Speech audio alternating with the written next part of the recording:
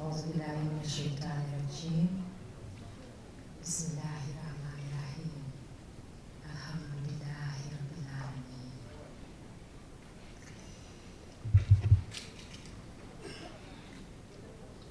Chers amis de la presse, chers invités, collaborateurs, employés, musiciens, membres des Gaulo Gaulo, mesdames, mesdemoiselles, messieurs, en vos rangs et qualités respectifs, je voudrais à l'entame de mon propos vous exprimer toute ma gratitude pour cette présence que j'apprécie à sa juste valeur.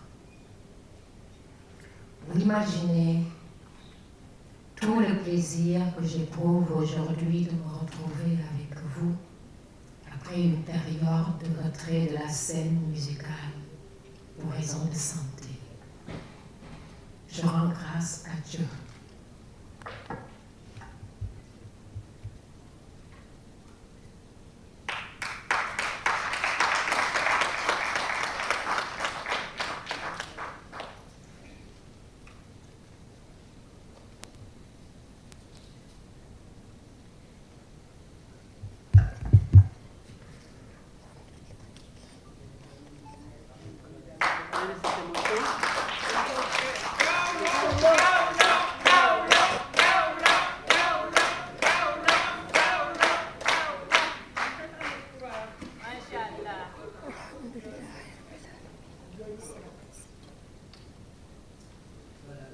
Ça traduit l'affection qu'elle a pour vous. Et je sais que c'est réciproque. Et donc, vous comprenez qu'elle soit émue. Elle va se reprendre. Elle est forte. Merci. Vous imaginez tout le plaisir que j'éprouve aujourd'hui à me retrouver avec vous après une période de retrait de la scène. Je rends grâce à Dieu de m'avoir couvert de sa bénédiction. Je tiens à saluer la mémoire de mon père, Feu Laïbamba Sek, pour m'avoir mis sur la voie de l'endurance, de la rigueur et du culte du travail. Je tiens à rendre hommage à ma mère, Aïda Fatou Kiné Mbaye, pour sa présence constante à mes côtés. Ils ont en effet éveillé et cultivé en moi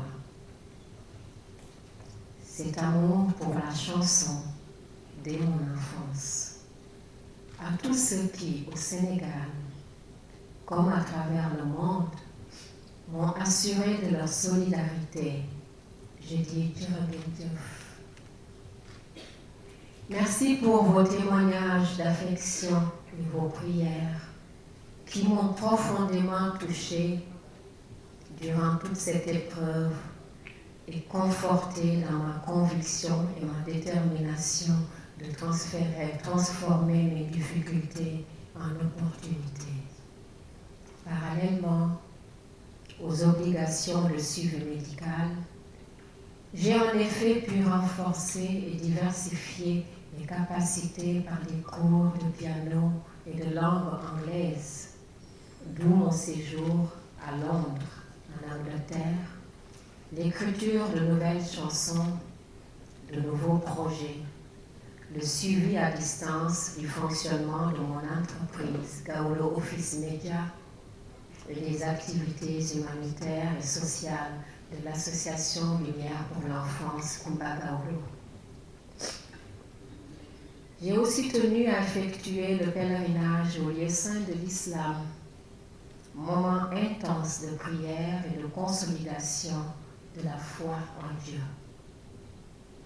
Je tiens à saluer la loyauté et l'engagement à mes côtés des collaborateurs, du personnel de GoMedia, de la radio FEM-FM, de l'association Lumière pour l'enfance Kumba Gaulo, des musiciens et des membres des clubs Gaulo Gaulo, et leur exprimer toute ma reconnaissance.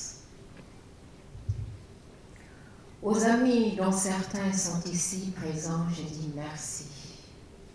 aux artistes, je dis merci. Je ne saurais terminer ce propos introductif sans évoquer l'appréciation hautement positive que j'ai de l'intérêt et du professionnalisme de la presse. Je vous remercie de votre bien aimable attention et me tiens à votre disposition pour répondre à vos questions. Merci. Dieu remercie.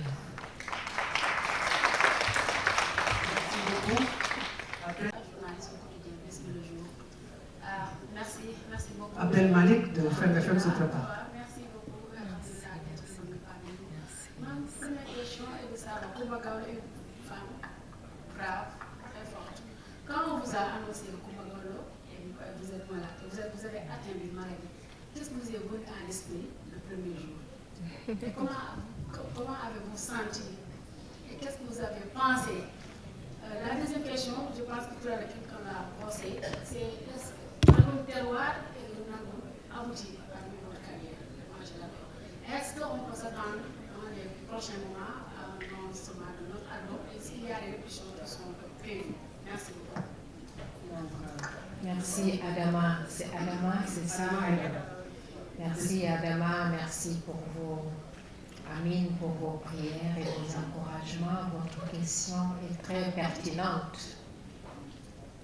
C'est vrai que c'était très très difficile, pour être honnête avec vous, quand j'ai appris que c'était, voilà, que j'avais des problèmes à la gorge, sur ma corde vocale gauche, parce qu'en fait c'est arrivé d'une autre maladie.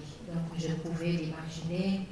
Et quand le diagnostic réel est tombé, surtout quand je suis allée en France et que réellement le diagnostic réel est tombé et qu'il fallait que je subisse une intervention chirurgicale à la gorge, pour moi, il n'était pas question.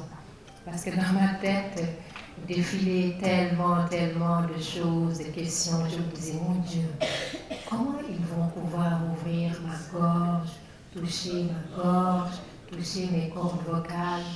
Et pendant presque un mois, c'était le dilemme chez moi, de me dire j'accepte pas, j'accepte. Et je me rappelle quand je suis allée voir le chirurgien, le professeur Herman avec mon ami et frère, le professeur Damien Sen, la phrase que je n'aimais pas entendre, c'est Madame, est-ce que ça va Madame? Il suffisait qu'on me dise Madame, est-ce que ça va? Que je commence à pleurer. J'ai dit non, docteur, ça ne va pas, parce que c'est pourquoi j'ai dit écoute, moi j'ai que mes larmes pour pleurer. Mais comme ils sont tellement gentils, il m'a dit on va s'arranger pour que vous ayez autre chose. Et vous verrez, ça se passera bien. Parce que moi, dans ma tête, il n'était pas question vraiment que ma gorge, que mes cordes vocales soient touchées. Après, j'ai demandé s'il y avait possibilité de boire des médicaments pour guérir, pour enlever, mais il a fallu tout un comité des gens tous les jours qui viennent me parler. Mais vous allez voir, n'ayez pas peur. Parce que dans ma tête, ce que je me disais, c'est mais si on touche mes cordes vocales, est-ce que j'arriverai à faire mes solos comme avant? Mais si on touche mes cordes vocales, est-ce que j'arriverai à chanter comme avant?